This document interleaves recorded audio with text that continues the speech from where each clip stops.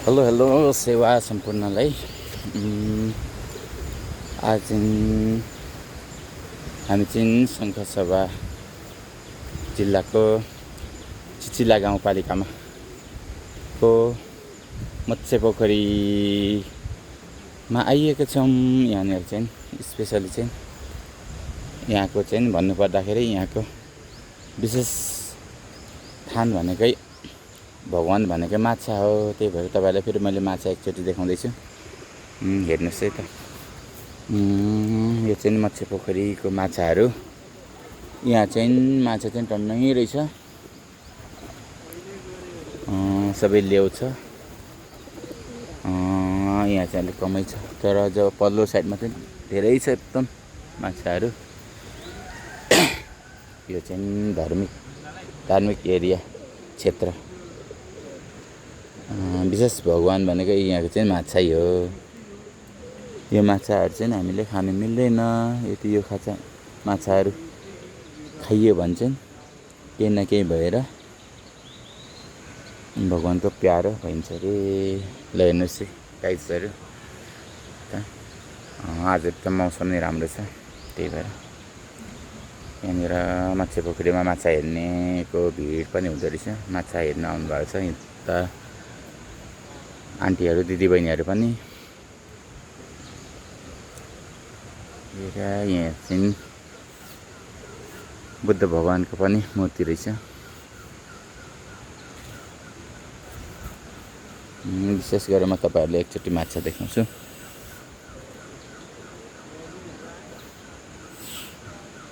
भिडियोहरू बनाउन कान्छ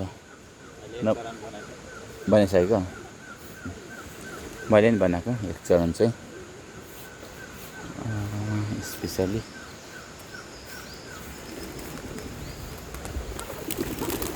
मस्तिर हरियाली जङ्गल छ, जङ्गलको सिन। यतातिर यो माछाहरूले चाहिँ ल्याउने खाँदो रहेछ। स्पेसली यता चाहिँ ढुङ्गै रहेछ, ठुलो ढुङ्गा।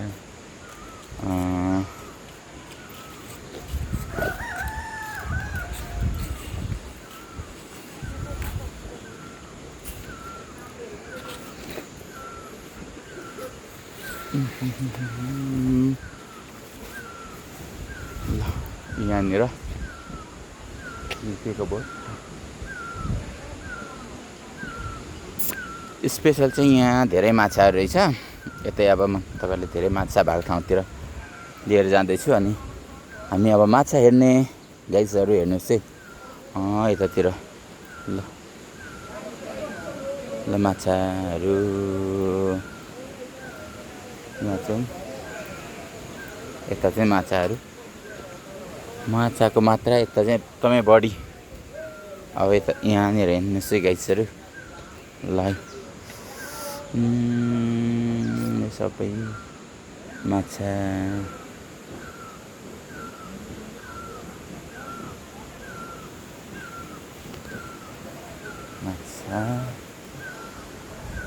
नेपालको झन्डाहरू यसरी राखिएको छ।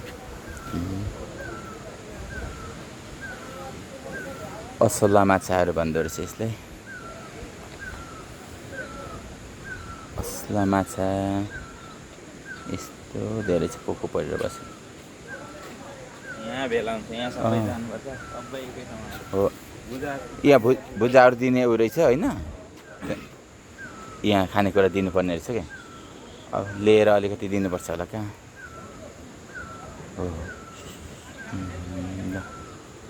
यहाँको दैविक शक्ति भनेको यही माछा हो। ल है माछाहरू त यहाँनिर गाइजहरू खानु पाइन्छ कि भनेर आएको होला है। यहाँ चाहिँ यो ढुङ्गैतिर सबै लिएर दिउँ न, दिनु मिल्छ होला नि अरूतिर। ल यहाँनिर ढुङ्गातिर माछाहरू